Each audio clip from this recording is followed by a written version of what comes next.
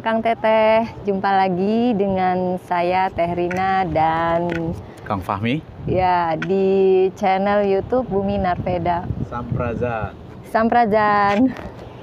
Saat ini kami sedang berada di Kepulauan Pulau Seribu ya. Tepatnya di Pulau Untung Jawa. Ya. Provinsi DKI Jakarta. Ya. Di sini kami sebenarnya akan mengadakan kegiatan latihan olah nafas dan kegiatan blending latihan menyatu dengan alam, atau istilahnya di komunitas kami adalah latihan blending. Pada episode yang pertama di channel Bumi Narveda, saya telah mengenalkan tentang latihan olah nafas Lantera, dan salah satu manfaat yang bisa didapat dari latihan itu adalah kita bisa menjaga keseimbangan kinerja tubuh dan rohani kita. Kenapa begitu? Jika Akang dan Teteh bisa latihan olah nafas Lantera ini secara konsisten, tentunya mitokondria yang ada di dalam sel tubuh kita itu akan tertrigger untuk bekerja secara maksimal, menghasilkan energi di dalam tubuh kita ini secara maksimal. Tujuannya adalah untuk memperbaiki sel-sel yang rusak di dalam tubuh kita. Indikasi dari tertriggernya mitokondria yang ada di dalam tubuh kita ini adalah munculnya hawa hangat yang kita rasakan di dalam tubuh kita pada titik-titik fokus tertentu, misalnya di ulu hati, perut, tulang punggung, kepala, dan di dada. Proses pencapaian kita merasakan hawa panas itu di dalam tubuh adalah awal dari kita mengenal dan merasakan kesemestaan yang ada di dalam tubuh kita ini.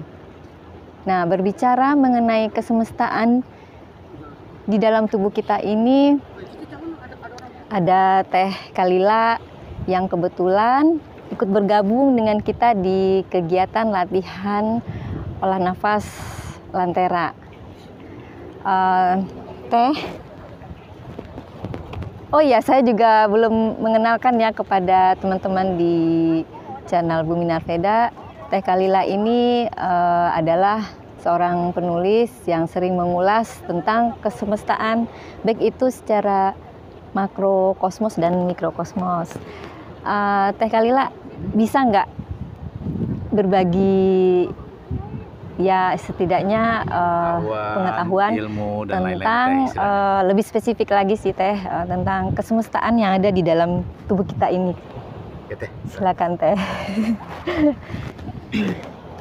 Samprazan. Ya. Jadi berbicara tentang kesemestaan ya, itu sangat luas sekali. Ya. Nah, jadi kita saat berbicara tentang semesta itu adalah segalanya. Segalanya adalah semesta. Cuma itu kan hanya kita pelajari selama ini kan sebagai teori aja. Kita hanya memahami segalanya adalah semesta. Yeah. Segalanya adalah energi. Tapi kita sendiri belum bersaksi. Iya. Kalau segalanya adalah semesta dan segalanya adalah energi, itu kita hanya tahu itu sebagai teori aja. Ilmuwan-ilmuwan ngomong kayak gitulah. Mereka sudah membuat banyak penemuan bahwasanya semesta itu adalah segalanya. Bahwasanya kita dengan semuanya ini adalah sama. Sama-sama terbuat dari atom dan terbuat dari energi ujung-ujungnya. Tapi kita sendiri belum bersaksi itu gitu loh. Akhirnya selama ini kita hanya memahami itu sebagai teori. Sebagai ajaran aja, tapi kita belum bersaksi. Akhirnya belum sampai ke sini. Ya, nah, betul. Belum sampai ke sini, baru sampai ke rasa itu belum ada muncul. Itu muncul. Iya, benar. Rasa kita menyatu dengan semesta. Harusnya kan kalau seandainya semuanya sama, tentu rasa-rasa perbedaan itu nggak harus ada ya. Nah, rasa-rasa perbedaan itu nggak harus ada. Tapi nyatanya kita belum sampai ke situ. Nah, dengan cara kita memanunggalkan lagi diri kita, artinya memanunggalkan apa? Jadi begini, kalau seandainya sudah terbukti secara ilmiah kita itu sama, kita sama-sama energi. Nah, sekarang adalah kita mengkondisikan kesadaran kita supaya kesadaran kita itu lebih menyatu lagi ke inti energi itu. Nah, banyak cara untuk itu. Kita bisa memikirkannya, kita bisa belajar, dan salah satunya adalah dengan yang tadi latihan. Diajarkan oleh Kang Diki Zainal Arifin pada kita. Lewat blending, lewat latihan, lewat olah napas. Nah, dengan blending itu sebenarnya itu adalah cara. Jadi blending itu sebenarnya adalah cara kita untuk bermanunggal. Cara. Jadi blending itu bukan sekedar kita merasakan hawa panas, bukan sekedar kita merasakan energi, dan bukan sekedar kita meningkatkan kemampuan kinerja mitokondria yang ada di tubuh kita. Itu adalah bonus sebenarnya. Nah, tapi ada satu hal yang sebenarnya ini state kesadaran kita, yaitu kesadaran bermanunggal. Kita bermanunggal dengan apa yang kita rasakan. Nah, kenapa sih kok harus manunggal dulu gitu loh? Kenapa harus manunggal? Selama ini kan kalau di ajaran agama kami kan diajarkan bersaksi dulu ya. Bersaksi dulu baru bermanunggal. Nah, sekarang kenapa sih kok bermanunggal dulu gitu? Nah, manunggal ini sebagai pondasi. Dibilang pondasi seperti ini. Kalau seandainya kita mengaku dibentuk oleh sang pembuat, maka sudah seharusnya kita itu menyaksikan bagaimana keniscayaan yang dibuat olehnya. Betul ya? Akang. Jadi kan kita harus bersaksi dulu nih. Seperti apa sih kinerja sang pembuat ini dalam membuat? Itu kita menyatu dengan kinerjanya dulu. Makanya kita diajarkan olah napas ya Teh merasakan detak jantung, merasakan hawa panas terus menyalurkan hawa panas Nah, itu supaya kita bersaksi. Oh, ternyata kinerjanya sang pembuat itu nyata. Nah itu jadi merinding saya Teh. Saya juga ini Teh. Ini kan kalau kita refleksikan ke latihan yang kita lakukan, yang pernah diajarkan oleh Kang Diki, Gala Zentra kita, beliau selalu bilang latihan ini adalah untuk merasakan sampai tingkat yang molekular. Betul. Kalau kita bicara molekular kan itu kecil bener gitu ya. Betul. Itu ada di tubuh kita gitu. Nah, mungkin bagi kita yang berlatih ataupun yang awam juga, bagaimana kira-kira menerjemahkan yang molekular ini sehingga kita punya sikap dalam kehidupan mungkin lebih punya keyakinan tinggi, dan juga ketika kita berlatih pun modal kita untuk motivasinya pun akan lebih tinggi. Ketika molekular itu kita mungkin sedikit bisa kita pahamkan dengan penjabaran tertentu misalnya gitu Teh. Mungkin ada kaitan dengan yang Teteh jabarkan atau tidak? Nah, jadi begini, kita membahas tentang molekular. Berarti kan kita membahas tentang inti sel ya. Nah, setiap sel itu terbentuk dari molekul ya. Nah, jadi kita membahas di inti sel yang membentuk seluruh organisme. Jadi bukan cuma manusia, tumbuhan dan hewan-hewan yang lainnya gitu. Nah, molekular. Nah, di bawah molekular kan sebenarnya masih ada ya. Nah, jadi dunia atomik ya. Nah, dunia atomik, dan di bawahnya lagi ada subatomik. Di bawahnya lagi adalah level energi. Nah, berarti kita masih main di level molekular ya. Nah, berarti belum level yang terkecil. Masih jauh. Jauh ya berarti. Nah, kenapa? Tapi kenapa kita dari level molekular dulu? Nah, karena saat kita bermain di level molekular, kita masih main di level fisik. Sebenarnya. Molekul itu adalah masih masuk ke materi. Jadi dia masih bisa dilihat. Kalau misalnya kita pakai mikroskop elektron, kita masih bisa melihat rangkaian molekul itu. Masuk lagi ke atom, itu masih bisa dilihat. Setelah atom, subatom, itu mulai tidak jelas. Dan masuk lagi energi. Semuanya adalah energi. Sampai kita bilang, segalanya adalah energi dan energi, kata Albert Einstein gitu ya. Nah, berarti kita memang masih bermain di ranah fisik. Kenapa kita bermain di ranah fisik dulu? Karena ini dia. Renungannya adalah jangan longkap-longkap dulu kalau belajar. Nah, gitu ya. Harus berproses. Yang namanya juga kita menyaksikan belajar ya. Belum menyaksikan ya, belum belajar menyaksikan. Belajar bermanunggal dengan sang pembentuk. Sang maha pembentuk. Maha itu ya. Itu maha. Jadi wajar kalau seandainya hidup kita ini akan berproses untuk memahami kemahaan itu loh. Karena satu semesta ini aja menyebutnya sang maha. Jadi proses kita memang masih panjang dan masih sangat panjang sekali. Dari mulai merasakan fisik kita dulu. Merasakan detak jantung, duduk, ya kan? Merasakan hawa nafas, dan itu masih ranah fisik. Nah, kita menyaksikan dulu kinerja ranah fisik kita, pencernaan kita, jantung, paru-paru, rangka tubuh, sampai nanti ke otak. Kinerjanya seperti apa, itu kita pahami dulu betul-betul. Kenapa harus kita pahami? Karena dari letak kesabaran kita untuk memahami itulah rasanya menjadi lebih manis. Bayangin coba, kalau kita langsung naik ke kelas 6, nggak lewatin kelas 1, 2, 3, 4, 5, 6. Nah, begitulah semesta mengajari kita. Semesta mengajari kita proses. Dari manusia bumi ini, ya sudah kamu proses dulu di fisik dulu. Kamu sudah menikmati seluruh kinerja Sang Maha Pembuat itu di diri kamu. Kamu menikmati seluruh kinerja yang ada di semesta yang terlihat di kamu, di alam kamu itu. Nikmatin dulu, nikmatin. Inilah buatanku, katanya Maya. Nah, setelah kita menikmatinya, lanjutlah kita. Jadi sebenarnya ya, kalau menurut saya pribadi, ini bukan tentang pencapaian kita ya. Jadi tidak ada yang bisa kita capai dari perjalanan ini. Karena kita mencapainya juga bersamanya gitu. Jadi itu bukan mencapai ya, tetapi kita ngapain itu sebenarnya? Nah, jadi kita bukan mencapai, tapi ibarat kata begini loh, kita menggandeng. Nah, jadi kalau seandainya kita bilang penyaksian itu adalah sebuah pencapaian, menurut saya pribadi, itu masih terlalu sombong buat kita. Kalau seandainya kita bilang bersaksi itu adalah sebuah pencapaian, itu masih terlalu sombong buat kita. Karena dengan apa kita bersaksi? Kita bersaksi dengan seluruh kinerja yang dibuat oleh Sang Maha Pembuat itu sendiri.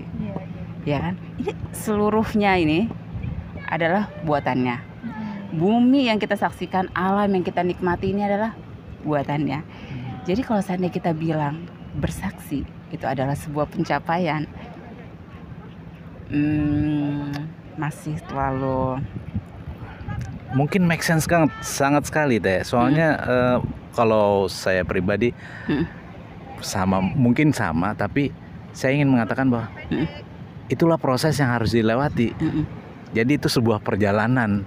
Bukan sebuah pencapaian. Betul, gitu loh. Jadi perjalanan yang harus kita lewati agar persaksian itu terjadi. Gitu loh. Perjalanan. Betul nggak kira-kira gitu? Ya. Jadi perjalanan kita bersama ya untuk menyaksikan Sang Maha Pembuat. Nanti baru setelah kita belum bisa bilang setelah tersaksikan ya, karena ini kita masih berproses ya. Jadi belum bisa. Jadi kita belum bisa bilang, belum bisa berbicara jauh ya. Cuma nanti kita akan mengalami proses kita masing-masing. Nah, dari proses itu nanti kita akan bercabang-cabang tuh. Mungkin dari situ kita akan mulai masuk ke ranah energi. Nah, saat kita berbicara tentang ranah energi, berarti kita akan berbicara tentang ranahnya Sang Pencipta, dan itu sangat luas sekali, dalam sekali. Jadi memang tugas kita sebagai manusia yang masih belajar memaksimalkan diri, memang tugas kita itu sangat banyak. Waduh. Nah, Teh, tadi kan kayaknya sangat panjang dan banyak gitu. Nah, biasanya kita yang awam, maksudnya saya lah, bukan kita gitu. Ketika menjalani proses yang panjang itu kan mungkin terdistract. Ini kok lama sekali mengalaminya ini gitu loh. Kok belum sampai-sampai atau bagaimana gitu, Teh. Nah, hal ini lumrah atau tidak, atau mungkin ada pemahaman yang harus disadarkan sehingga tidak berkeluh kesah kepada memahami kok panjang gitu di sini, Teh. Prosesnya gitu, Teh. Iya. Gitu. Kayak nggak selesai gitu ya. Betul, Teh. Ini endingnya kemana gitu, kayak Benar, sinetron benar. berlapis-lapis Iya, gitu benar. ya. Enggak.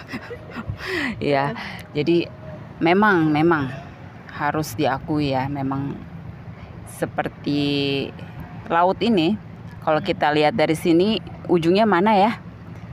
Tapi kalau seandainya kita lewatin, ujungnya akan kelihatan. Kita akan ketemu pulau lagi, kita lewatin lagi, mungkin kita akan ketemu pulau. Kita lewatin lagi, kita akan mentok di benua. Ya mirip sama laut yang lagi kita hadapin ini, perjalanan kita. Teh. Nah, jadi memang lelah wajar. Itu keniscayaan ya. Iya. Saat diri kita digembleng dan kita merasa lelah, itu wajar, dan memang kita harus lelah. Karena kita lagi digembleng. Kalau kita tidak merasa lelah, berarti kita belum digembleng. Akan ada gemblengan lagi sampai kita merasa lelah. Akan ada gemblengan lagi yang datang sampai kita merasa kapankah waktunya? Apakah saya harus meninggal dulu? Mungkin kita akan nanya begitu, saking bosennya kita menanti. Tapi itulah yang disebut dengan proses. Mungkin nah caranya nih ya, triknya ya kan, kita kan butuh trik nih. Triknya gimana sih biar kita konsisten latihan. Nah, itu, Teh, bener. Terus konsisten latihan, konsisten blending, konsisten dengan berusaha bermanunggal. Bagaimanapun kan kita sedang berusaha ya. Karena kan kita sedang melalui proses gitu. Gimana caranya ini biar kita nggak gitu ya. Karena Iya, Teh, bener. tuh Bener, saya ngalamin gitu. iya Latihan pernafasan gitu. juga gitu. Aduh. Iya, gitu. Gitu. Aduh, ini ya. Nah, jadi begini. Hal yang kadang luput dari tidak kita lakukan pada saat kita berproses itu adalah, pertama adalah menikmati prosesnya. Yang kedua, menghargai diri kita yang berproses. Iya. Bagus sekali kata-katanya, Teh. Kita itu jarang sekali menghargai diri kita yang sedang berproses. Ibarat kata gini, kita habis blending saat ini, kita merasakan kedamaian, ketenangan, pulang ke rumah dengan nggak damai lagi. Kita merasa kayak aduh, Mumet lagi gitu kan. Iya. Harusnya ya, ini saya bilang harusnya ini karena saya juga harusnya pada saat saya mumet itu, saya juga menghargai momen mumet saya itu. Tapi saya tidak menghargai momen mumet saya itu. Saya menghargai momen damai saya.